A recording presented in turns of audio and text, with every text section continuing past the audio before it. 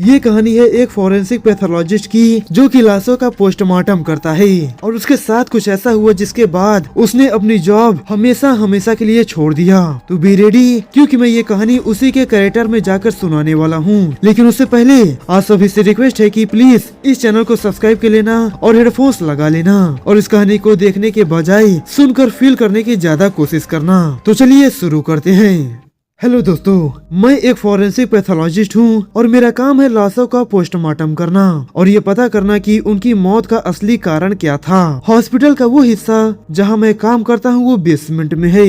ठंडी हवा, सफेद लाइट और हर जगह मरे हुए इंसानों की स्मेल 24 घंटे आती रहती है। हमारे डिपार्टमेंट में लोग कहते हैं कि इन सब की धीरे धीरे आदत हो जाती है, लेकिन दोस्तों मैं सच कहूँ तो इन सब की आदत कभी नहीं होती, बस मजबूरी होती है जिसकी वजह से यहाँ काम करना पड़ रहा। तो क्या हुआ कि कुछ महीनों पहले मैंने एक अजीब चीज नोटिस किया कि जब किसी की मौत होती और उसके घर वालों का रो रो कर बुरा हाल हो जाता और वो एकदम से टूट जाते, तब एक आदमी आता था, सफाई वाला। हाँ, वही सफाई वाला जो फ्लोर साफ करता था। लेकिन इसमें कुछ अलग था, वो हमेशा धीरे चलता और सर झुका के रखता।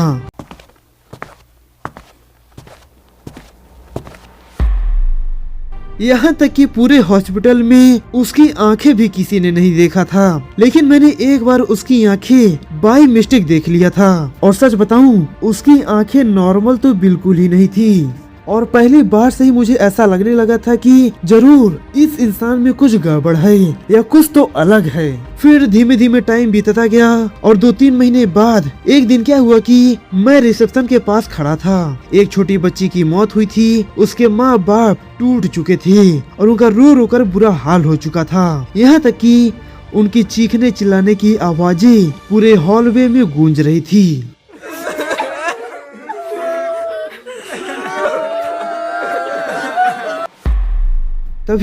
तभी वो सफाई वाला आया, अपनी बकेट घसीटता हुआ और सीधा लिविंग रूम में चला गया। मैं डोर के बाहर खड़ा था और अंदर जो हुआ उसने मेरी जिंदगी बदल दी। सिर्फ 1 मिनट के अंदर रोती हुई आवाजें पूरी तरह से बंद हो गईं और एकदम से सन्नाटा छा गया। ऐसा लग रहा था कि जैसे किसी ने स्विच ऑफ कर दिया हो और उस फैमिली की रोने की आवाजें एकदम ही गायब हो गईं, जिसको देखकर तो मैं काफी ज्यादा हैरान हुआ। लेकिन मेरे आसपास कोई इस बात पर ध्यान भी नहीं दे रहा था और कुछ देर बाद दरवाजा खुला और वो फैमिली बाहर आई। लेकिन वो लोग रो नहीं रहे थे और न ही उनकी आंखों में आंसू थे, बल्कि उनके चेहरे पे एक अलग सी मुस्कान थी, एकदम से शांति। ऐसा लग रहा था कि जैसे उनका दुख किसी ने चुरा लिया हो और बदले में कोई उनको खुशी एज ए गिफ्ट दे दिया हो। और ऐसा लग ही नहीं रहा था कि उनकी बच्ची की मौत हुई है और यही फैमिली अभी कुछ ही देर पहले रो रो कर बुरा हाल कर रही थी। और तभी मुझे समझ में आ गया था कि यहाँ कुछ तो गलत हो रहा। और मैंने दूसरे स्टाफ से पूछा तो उन्होंने बताया कि वो आदमी बस उन्हें कंसोल करता है, लेकिन ऐसा कंसोल जो दर्द ही मिटा दे, इम्पॉसिबल। और तभी मैंने अपने मन में सोच लिया था कि इस सफाई वाले की सच्चाई मैं सामने ला कर रहूंगा। फिर एक दिन मैं हॉस्पिटल के कुछ डॉक्यूमेंट्स चेक कर रहा था तो मुझे एक अजीब बात पता चली कि हॉस्पिटल का ये रूल था कि रात के बाद बेसमेंट में कोई नहीं रुकेगा, सिर्फ एक इंसान को छोड़कर। और पता है वो कौन इंसान था? वही सफाई वाला।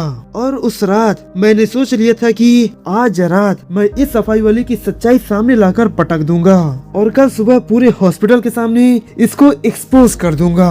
और मैंने तुरंत ही डिसाइड किया कि आज रात मैं इसी हॉस्पिटल में रुकूंगा और पता लगाऊंगा कि इस सफाई वाले की असलियत क्या है।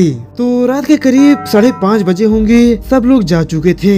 मैं चुपके से एक स्टोरेज रूम में छुप गया जहाँ पर अंधेरा था, ठंडी हवा थी और एकदम कंप्लीट साइलेंस। इतना सन्नाटा था कि वहाँ पर झिंगुरों के चिल्लाने की आवाज भी नहीं आ रही थी, बस मेरी ही सांस की आवाज मुझे ही सुनाई दे रही थी। लेकिन कुछ देर बाद एक आवाज आई मेटल की घिसने की।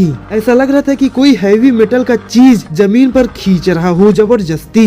और मेरी हार्ट बीट इतनी तेज धड़क रही थी कि मुझे मेरी ही हार्ट बीट सुनाई देने लगी। मैं धीरे से बाहर निकला। हॉलवे बिल्कुल ही खाली था। लाइट से हल्की हल्की फ्लिकर हो रही थी। फिर मैंने सुना एक अजीब आवाज, जैसे कोई कुछ खा रहा हो, लेकिन वो नॉर्मल आवाज बिल्कुल ही नहीं थी। एकदम गंदी, गीली और डिस्गस्टिंग। अगर तुम लोगों ने कभी कुत्ते को मांस खाते हुए देखा होगा तो कुछ वैसी ही आवाजें आ रही थी, चपर चपर करने की।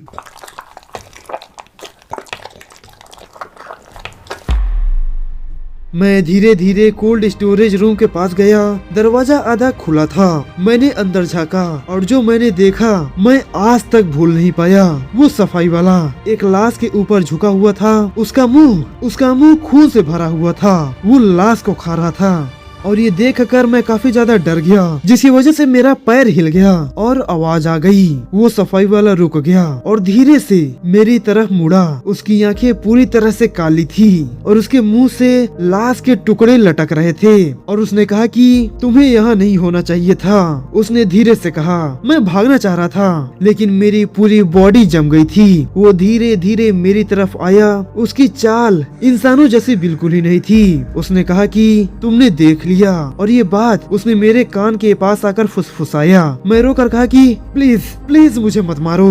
वो हल्का सा हंसा और कहा कि मैं तुम्हें नहीं मारूंगा, मैं सिर्फ दुखी लोगों का दर्द खाता हूँ। मैं समझने की कोशिश किया कि उसने आखिर कहा क्या, कि जब लोग अपनों को खो देते हैं तो उनका दर्द बहुत ही गहरा होता है और वो दर्द मैं ले लेता हूँ और बदले में मैं लाश का कुछ हिस्सा खाता हूँ। और इतना सुनते ही मेरी सांसें एकदम से रुक गईं। मतलब कि ये एक तरह से कॉम्प्रोमाइज था कि मैं दर्द खाता हूँ। इसका मतलब ये नहीं था कि मैं दर्द खाता हूँ, बल्कि मैं मांस खाता हूँ, इंसानों का मांस। फिर उसने मेरी कॉलर पकड़ी और कहा, लेकिन अगर तुमने किसी को बताया तो मैं तुम्हें जिंदा ही खा जाऊंगा। उसकी आंखें सीधा मेरे रूह में घुस रही थी। ऐसा लग रहा था कि मेरी आत्मा उसकी तरफ खिंचती हुई चली जा रही। और मैंने तुरंत ही हड़बड़ा कर कहा, मैं किसी को नहीं बताऊंगा। वो धीरे से पीछे हटा। अच्छा है, अब जाओ, काम खत्म हो गया। मैं वहाँ से भागा सीधा हॉस्पिटल के बाहर और उस रात के बाद मैं कभी वापस नहीं गया। 3 दिन हो गए हैं मैं घर में बंद हूँ, लेकिन आज रात मुझे एक आवाज सुनाई दी। दरवाजे के बाहर कोई धीरे से बोल रहा था, डॉक्टर साहब, एक और पेशेंट है, उसका दर्द बहुत ही ज्यादा है, क्या आप उसका दर्द दूर कर देंगे? फिर मेरे दरवाजे पर खटखटाने की आवाज आई,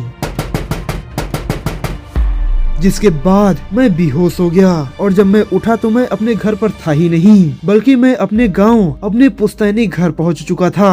और मेरे बगल में मेरी माँ बैठी हुई थी। और जब मैंने उनसे पूछा कि मुझे क्या हुआ, तो उन्होंने बताया कि मैं पिछले 3 दिन से सो रहा हूँ और नींद में ही अजीब सी चीजें बक रहा हूँ। तब जाकर मुझे राहत आई कि ये सब जो मैंने देखा वो मात्र एक सपना था। तो आपको ये स्टोरी कैसी लगी? अगर ये स्टोरी आप लोगों को अच्छी लगी हो तो प्लीज चैनल को सब्सक्राइब करना मत भूलना। And don't forget to share this video.